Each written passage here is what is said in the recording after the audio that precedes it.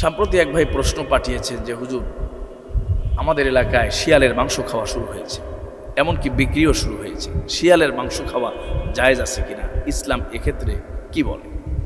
সম্মানিত প্রিয় দর্শক, এই প্রশ্নের উত্তরে আমরা বলতে চাই, আল্লাহ সুবহানাহু ওয়া তাআলা পবিত্র কোরআনুল কারীমে বলেছেন, ওয়া ইউহিল্লু লাহুমুত তাইয়্যিবাত ওয়া ইউহাররিমু আলাইহিমুল খাবাইথ।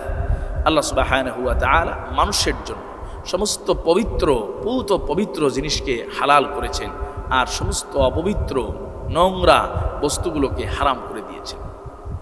সম্মানিত প্রিয় ভাইরা, এজন্য মানুষের জন্য যে সমস্ত প্রাণী হালাল, এই সব প্রাণীগুলোকে তাইয়্যিবাত বলা হয়েছে, পবিত্র বলা হয়েছে। আর যেগুলো অপবিত্র, খাবায়েস, নোংরা, সেগুলোকে আল্লাহ পাক হারাম করেছেন।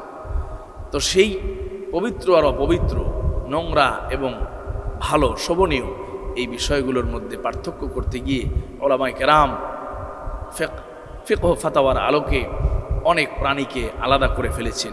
নির্দিষ্ট কিছু প্রাণীকে খাওয়া কেবলমাত্র জায়েজ করা হয়েছে, আর অসংখ্য অগণিত প্রাণী রয়ে গেছে যেগুলোকে খাওয়া ইসলামী শরীয়তে জায়েজ নেই।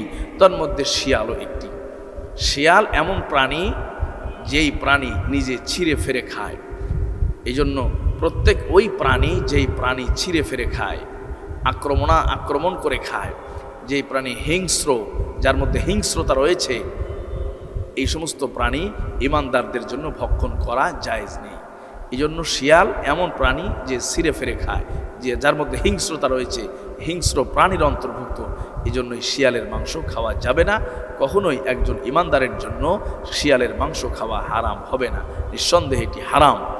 এখন এর সাথে যারা সংশ্লিষ্ট, যারা নিজেরা খাচ্ছেন অথবা যারা বিক্রি করছেন, উভয়ই গুনাহগার হচ্ছেন, অবশ্যই হারামের মুরতাকিব হচ্ছে। কেউ যদি এই শিয়ালের মাংসকে জবাই করে বিক্রি করে অন্যদের খাওয়ায়, তাহলে নিজেও তো গুনাহগার হচ্ছে, এবং অন্যদের খাওয়ার কারণে যে হারাম বিষয় লিপ্ত হওয়ার গুনাহ, সেই গুনাহগুলো তার মাথার উপরে চলে আসবে, বোঝা হিসেবে তার মাথার উপরে থাকবে।